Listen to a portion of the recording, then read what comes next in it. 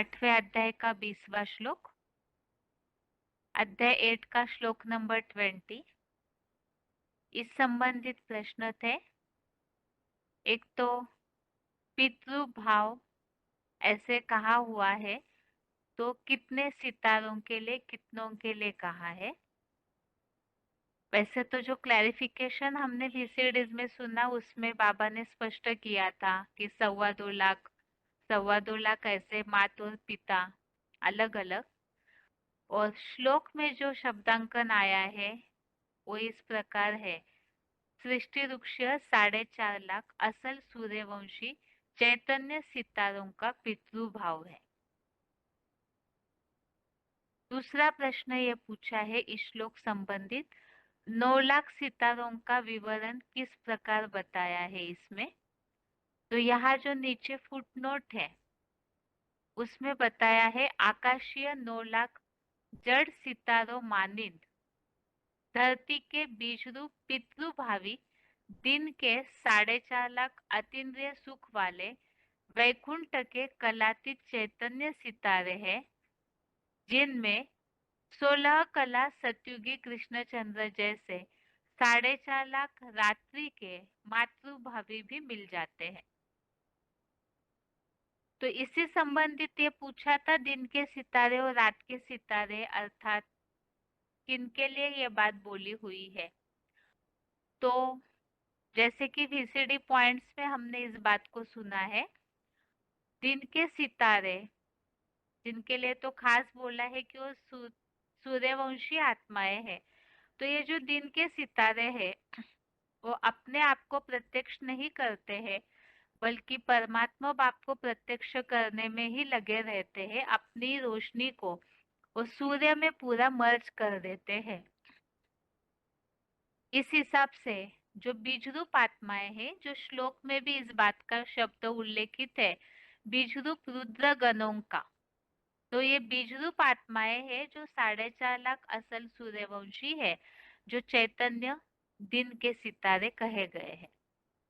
और जो रात के सितारे हैं जिनके लिए कहा है कृष्ण चंद्र जैसे, तो कृष्ण चंद्र अर्थात ही दादा लेखराज ब्रह्मा, सतयुगी कृष्ण वाली आत्मा, तो उनके जैसे ही जो सतयुग के पहले जन्म में आने वाले अर्थात बच्चों के रूप में जो जन्म लेने वाली 4.5 लाख जनरेशन है, तो उन्हें कहा है रात के सितारे।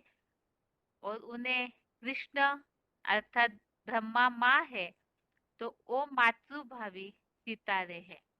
इस तरह से 4.5 लाख दिन के सितारे और 4.5 लाख रात के सितारे मिलकर 9 लाख की जनसंख्या जो सतयुग की फर्स्ट जनरेशन है वो पूरी होती है। इसके अलावा जो श्लोक संबंधित पॉइंट्स के लिए पूछा था, तो श्लोक संबंधित पॉइंट्स में एक तो खास बात, ये जो यहाँ वाक्य आया हुआ है वह सब प्राणियों के पार्ट का समयांतराल नष्ट होने पर भी नहीं विनाश होता। ये बात किनके लिए कही हुई है, खास करके जो यहाँ पहले प्रसंग चल रहा है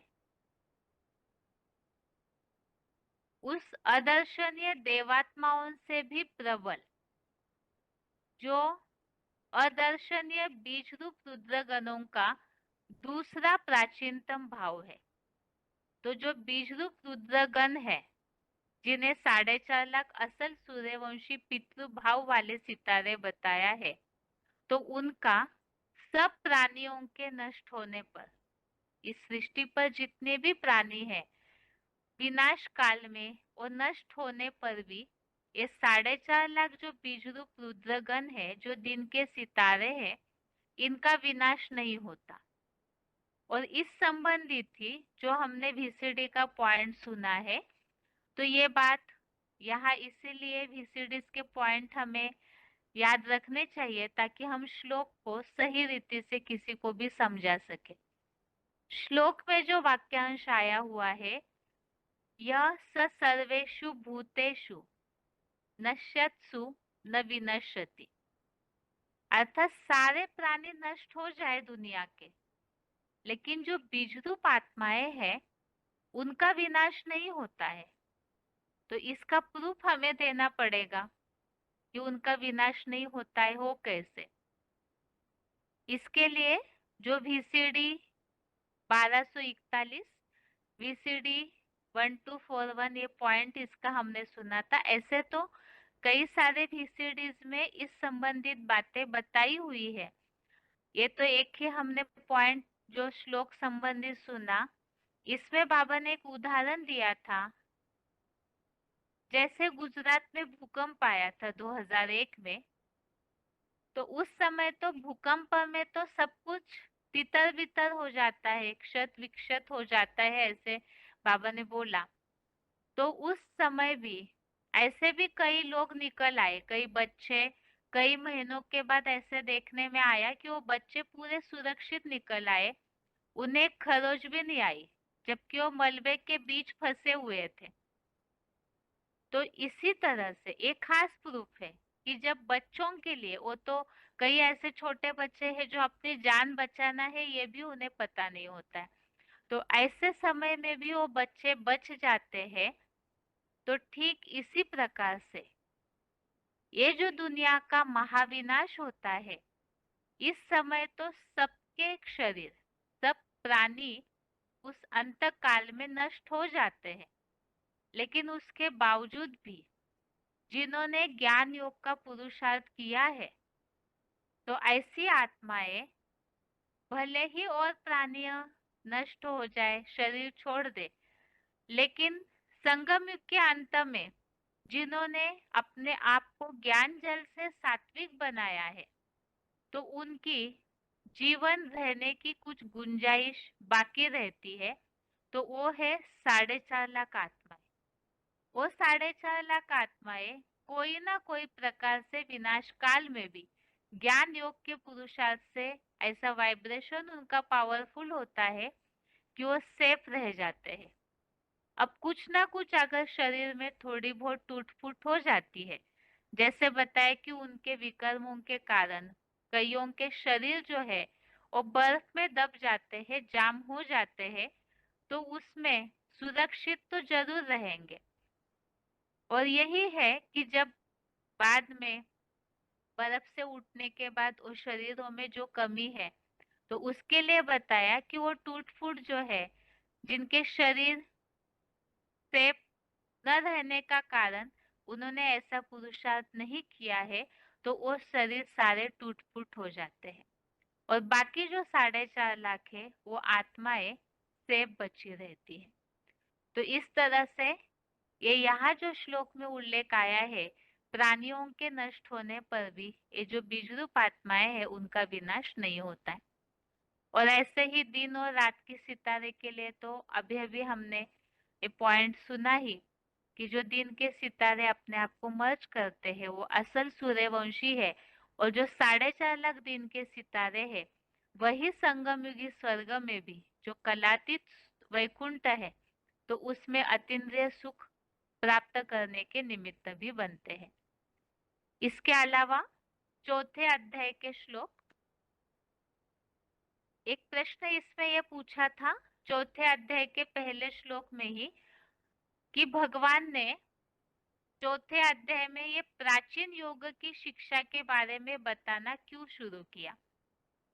इस हिसाब से क्योंकि तीसरे अध्याय का जो लास्ट श्लोक है उसमें इस बात को बताया है कि काम विकार रूपी शत्रु को मार डाल। कैसे मार डाल? तो जो मुकर्रर तनधारी अर्थात जो बुद्धिमानों की बुद्धि है, बुद्धि दाता है, उसे पहचान कर उसे योग लगा और उनसे योग लगा करके काम विकार रूपी शत्रु को मार डाल। तो योग लगाने के लिए ही योग की परिक्रिया क्या है, कैसे योग लगाना है और क्या क्या करना है, उस संबंधित बात बताने के लिए चौथे अध्याय की शुरुआत हुई है। और चौथे अध्याय में ही सबसे पहले उस प्राचीन योग को जो विकारों पर जीत पाने के लिए भगवान ने बताया, वो प्राचीन योग किनको किनको बताया उसके बारे में ही पहले श्लोक में उल्लेख है।